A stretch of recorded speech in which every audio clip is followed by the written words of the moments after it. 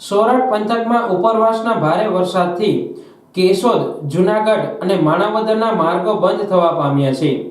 આ માર્ગો પરથી લોકો જીવના જોખમે વાહન પસાર કરી રહ્યા હોવાના દ્રશ્યો સામે આવ્યા છે। ઉપરવાસમાં વધુ વરસાદને કારણે ઓઝત નદીના દરવાજા ખુલતા ફરી પાણી ફરી વળ્યા છે, જેમાં ખાસ કરીને કેશોદ અને માણાવદર ગેડ પંથકના માર્ગો પર પાણી ફરી વળતા લોકો ભારે મુશ્કેલીનો સામનો કરી રહ્યા છે। ગેડની રચના કુદરતી રકાબી જેવી હોવાથી આ સમસ્યા કાયમી રહે છે અને ગેડ માટે સરકારશ્રી અત્યાર સુધીમાં કોઈ નક્કર પ્રોજેક્ટ બનાવી શકી નથી।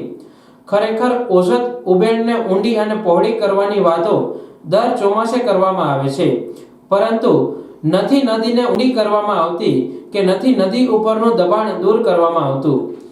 નદીની મૂળ ભૌગોલિક સ્થિતિ ફરી કરવા માટે સરકારશ્રીએ કોઈની સહશરમ રાખ્યા વગર ઊંડી અને પહોળી કરવા મક્કમ થવું ઘટે તો જ ગેડની સમસ્યાનો કાયમી ઉકેલ આવી શકે તેવું ગેડ પંથકના લોકો કહી રહ્યા છે।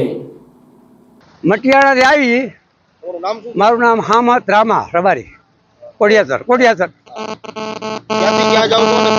અમે જઈએ છીએ ડેરી માતાજી।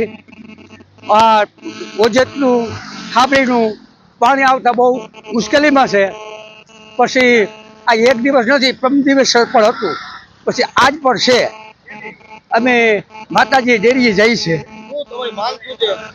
આ તો કોઈક સાહેબ ઊંચું કરે, ફૂલ બહુ ઊંચું લે તો આમાં અમારે નીકળાય, નકર મુશ્કેલીમાં તો છે જ।